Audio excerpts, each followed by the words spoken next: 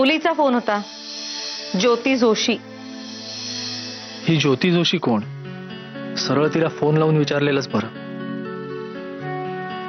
सीमा वहिनीने मला राधापासून दूर करण्यासाठी तर कोणी जरा जपूनच बोललेलं बरं.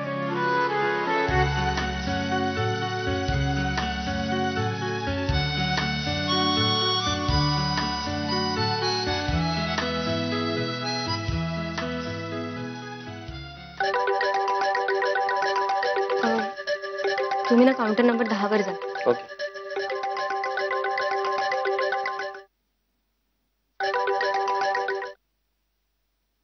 हॅलो. हॅलो, मी सौरभ धर्माधिकारी बोलतोय. हा हॅलो, बोला. ज्योती जोशींचा नंबर आहे का? हो, मी doctor Jyoti Joshi. Doctor Jyoti Joshi? Sir तुम्ही एकटेच आहात का आता? का? आय मीन सीमा वहिनी आजूबाजूला नसतील तर मला खरं काय घडलंय ते सांगायचंय तुम्हाला. हो, बोला ना. सर खरं तर डॉक्टर राधा आहेत ना, त्यांची मी असिस्टंट डॉक्टर ज्योती जोशी बोलते. आय एम लकी, कारण मी त्यांना आदर्श मानते आणि त्या मला नेहमी त्यांच्या मैत्रिणीसारखं वागवत आल्या आहेत. त्यामुळे सध्या त्या कुठल्या सिच्युएशन मधून जात आहेत हे मी समजू शकते. मलाही आधी टेन्शन आलं होतं, पण तुमचे भाऊ गेल्यामुळे आणि इतर सिच्युएशनमुळे तुम्ही खूप वाईट मनस्थितीतून जातायत. ह्याचं राधा मॅमना खूप टेन्शन आलंय. पर्टिक्युलरली त्या तुम्हाला भेटू शकत नाही, तुमचं दुःख हलकं करू शकत नाही, पण त्यांना चैनच पडत नव्हतं. शेवटी मग त्यांनी माझ्या फोनवरून तुम्हाला SMS केला. हो, तेव्हा मी ड्राईव्ह करत होतो. सीमा वहिनीने नेमका तो मेसेज बघितला आणि नंतरची गडबड झाली. हो, मला अंदाज आला त्याचा, म्हणून मी त्यांच्याशी थोडंफार खोटंही बोलले. आय गेस तुम्ही रागावला नसाल माझ्यावर. नाही, खरं तर मला माझाच राग आलाय. राधाची या सगळ्यात काहीच चूक नसताना तिला या सगळ्या परिस्थितीतून जावं लागतंय आणि मी तिच्यासाठी काहीच करू शकत नाही. पण थँक्स अ लॉट, तुम्ही तिचा मेसेज माझ्यापर्यंत पोहोचवलात.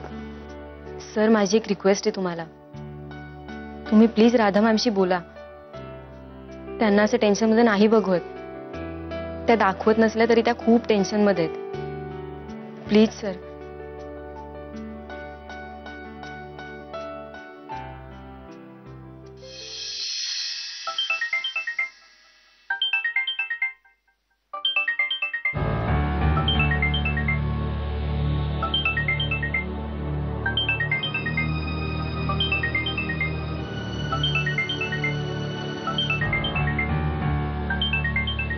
सौरभचा फोन. मेसेज बघून त्याच्याही मनात चलबिचल झाली असणार. राधा, तुझ्या आजूबाजूला कोणी नाहीये ना? मग मी काय सांगते ते जरा नीट ऐक.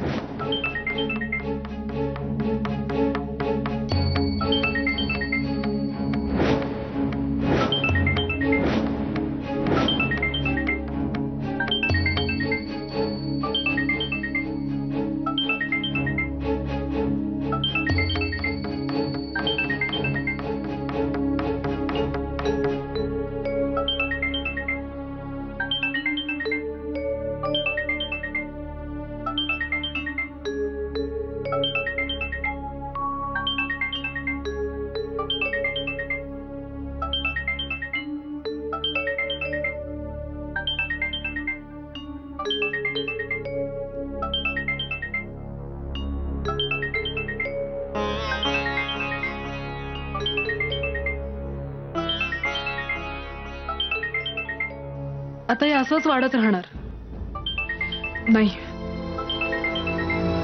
मलाच सावरायला हवं, मलाच थांबायला हवं.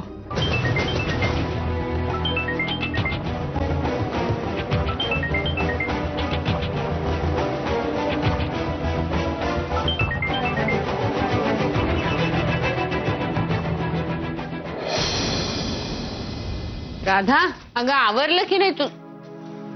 काय ग, तू अजून कपडे नाही बदललेस?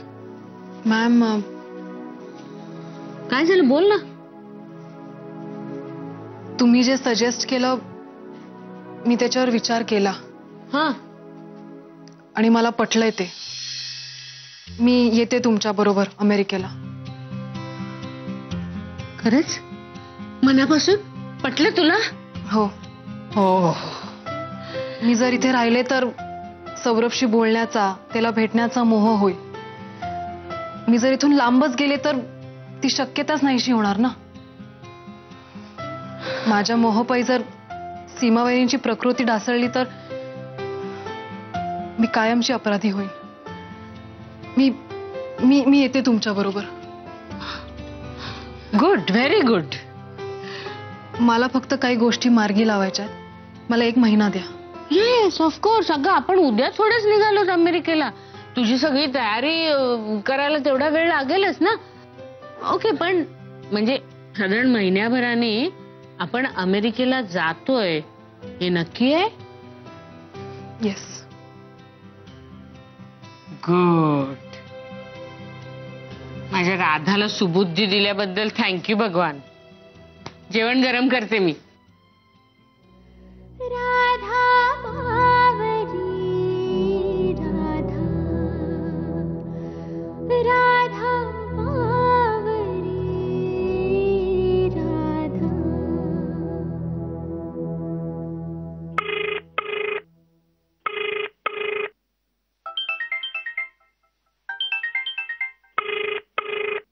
तुम्ही ज्या व्यक्तीला कॉल केला आहे ती व्यक्ती कॉल घेण्यासाठी उपलब्ध नाही.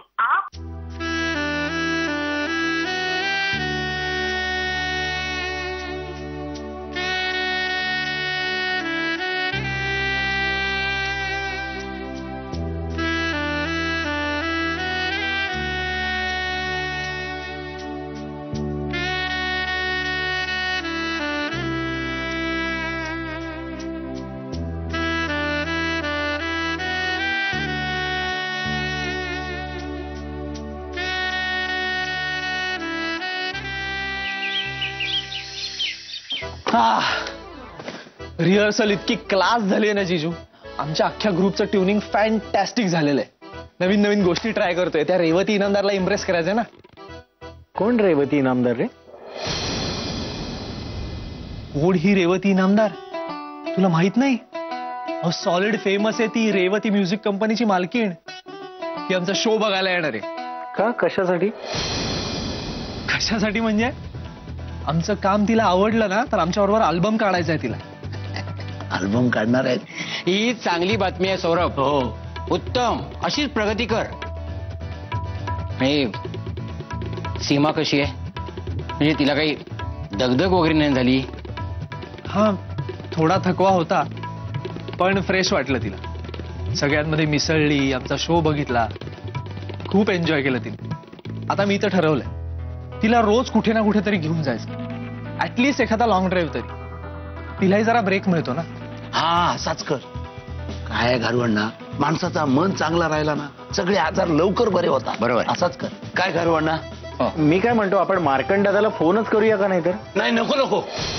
अरे पण मी केदार नाही म्हणलंय ना एकदा. मी असंच बोललो होतो. एवढं अंगावर यायला काय झालं?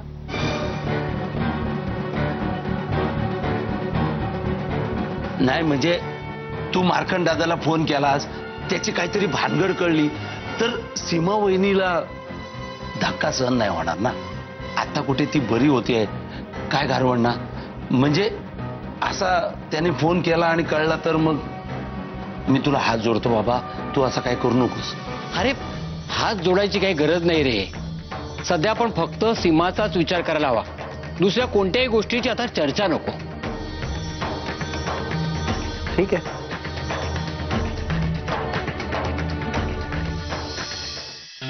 हो हो म्हणाली ती. तुझा काय माझा सुद्धा विश्वास बसत नाहीये. पण खरंच राधा थोडंसंच आहे तेवढं खाऊन टाक. नाही नाही, तुला नाही तुला नाही. मी म्हणलं तिला भाऊ इतकी वर्ष बोलवतोय, आता तू हो म्हणतीयस. आणि मी विजासाठी अपॉइंटमेंट घेते, मिळाली की कळवते तुला. हा. अरे तू घाई करू नकोस रे. हे बघ, तिकडे आल्यावर काय काय करायचं ते सगळं तू हॅलो ते सगळं तुम्ही प्लॅन करा. आम्हाला काय काही चालेल. हॅलो हॅलो कट झाला. सगळेजण इतके खुश आहेत ना आणि एवढे एक्साइटेड आहेत ना. सगळ्यात जास्त खुश कोण आहे माहितीये का तुला? मी. तिथे गेल्यावर आपण सगळे मिळून इतकी धमाल करू ना, तुझ्या मनावरचा ताण अजिबात निघून जाईल आणि मग तुझं बाळ पण एकदम खुश आणि आनंदी होईल. हे बघ बंटी. हॅलो. हो हो हो येतेय राधा आंटी. Hello hello. हा हा हॅलो. हा बोल बोल बंटी. हो येते ती.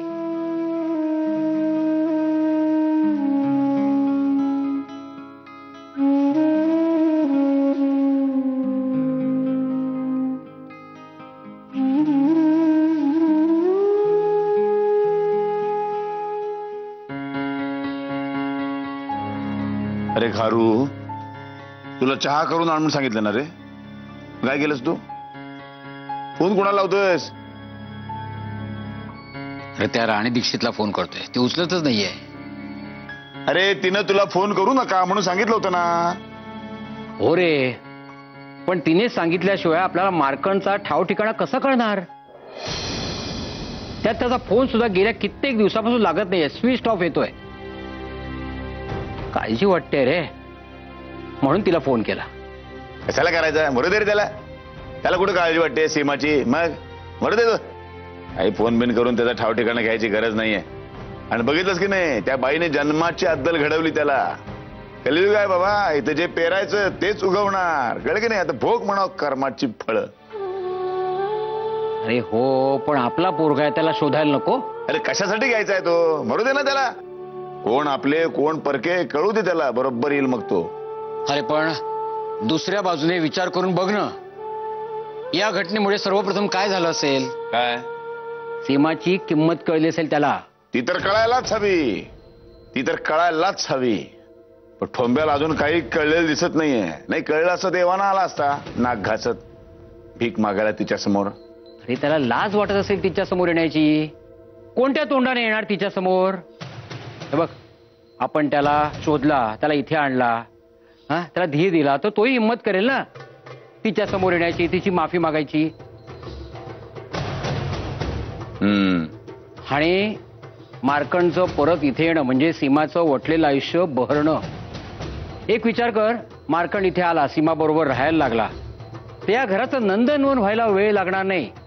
सीमाची तब्येत सुद्धा एका क्षणात सुधारेल बघ. लक्षात येत आहे ना? नाही, लक्षात येतंय माझ्या.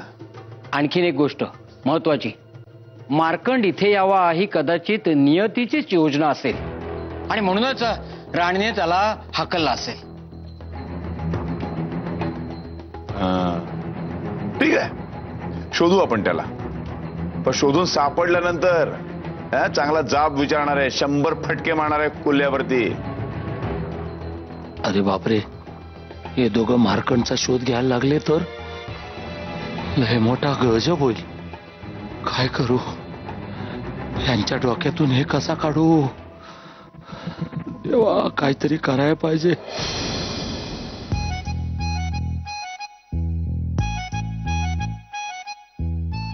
जुई,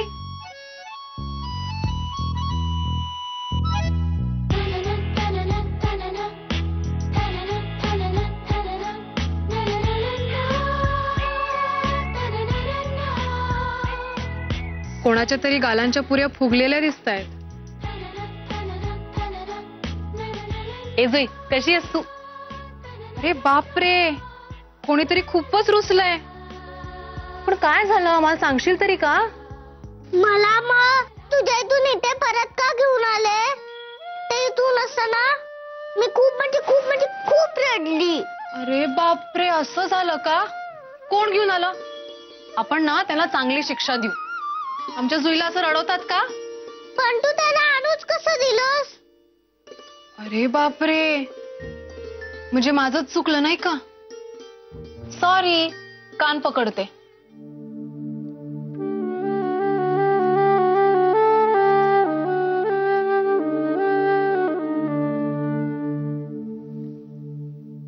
खरं तर मी माझी चूक दुरुस्त करायला इथे आले होते. एका जुई नावाच्या मुलीला घरी घेऊन जायला आले होते.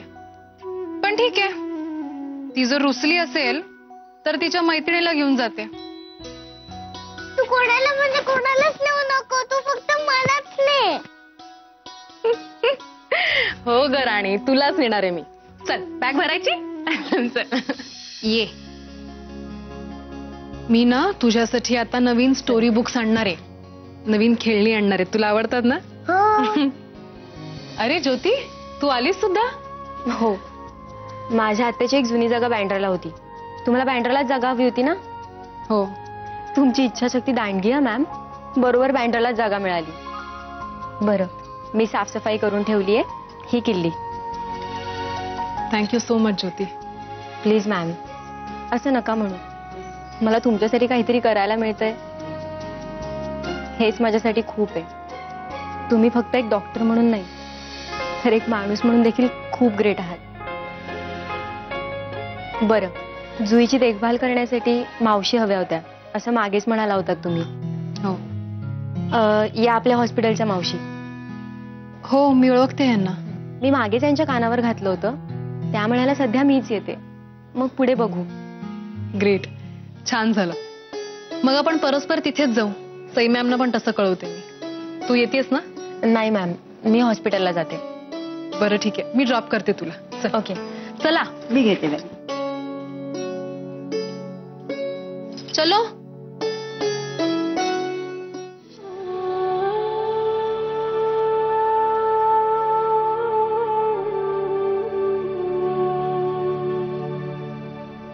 डोक्यातून सगळा जातच नाही, काय केला तरी. अजून नाही खरा वाटत मार्कंड गेला ते. काय दादा,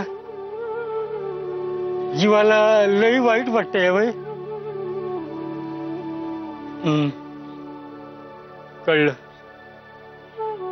कळलं, तुमच्या मित्राचं लई वाईट झालंय. हे काय वय झालं वय त्यांचं वर जायचं. लागून राहतं आपल्या मनाला. अहो, तुम्ही त्या जीवाचं पाणी केलं त्यांच्यासाठी, अगदी घरच्यांची पर्वा न करता. काही उपयोग नाही झाला हो. पण वय वय रणजितांच्या मनात मातूर उगीच संशय आला. अहो येणारच ना, पण त्यांचा लय जीव आहे बघा तुमच्यावर. मला म्हणाल्या नजर ठेवा यशवंतरावांवर. म्या घाबरलो, पण काय आहे, माई पोटीत बोलवतं त्यानं व त्या. जाऊ दे, गैरसमज संपला ना व मग झालं. पण तुमची जोडी बघा कशी राम सीतेवानी दिसते. एकाला फटका लागला तर दुसऱ्याच्या डोळ्यात पाणी येतं या. तसं केदार साहेबांचं बरं चाललंय या. पर सौरभ दादा आणि सीमा वहिनी एकटे पडल्या. ती मी काय म्हणतो, मार्कंड दादा बी इथे येऊन राहिले तर बरं होईल ना. ते आता कधीच येणार नाही. काय काय म्हणलं? नाही, ते तिकडे आहेत ना, आफ्रिकेत. हो हो, तेच ना. सौरभ दादांचा पण तसंच चाललंय ना. सौरभ दादा इथं घरी आणि राधाताई तिकडं. वाईट वाटतं, खरंच वाईट वाटतं हो. अव देव तरी नाव काढू नका त्या देवाचं. मी तर पाठ फिरूनच बसलोय त्याच्याकडे.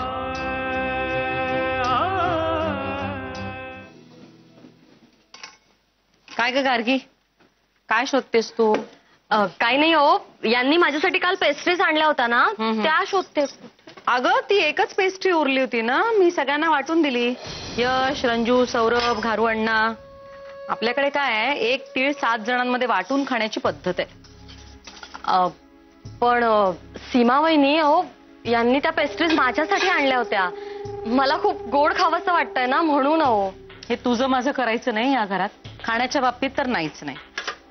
पण माझ्यासाठी आणलेल्या पेस्ट्रीज परस्पर कशा काय दिल्यात तुम्ही सगळ्यांना? 1 मिनिट, तुला कळतंय तू काय बोलतेस ते? एकतर फारशा पेस्ट्रीज उरल्या नव्हत्या, एकच उरली होती. आणि तू एकटी त्या रूम मध्ये बसून पेस्ट्रीज खात होतीस, ते चांगलं दिसलं? तुझी बाजू राखण्याकरता मी ते सगळ्यांमध्ये वाटून दिली. बरं तुम्हालाच विचारतेस, हा हे असलं काही या घरात चालणार नाही, सांगून ठेवते. चालणार नाही म्हणजे? वहिनी तुम्ही मला गार्गी,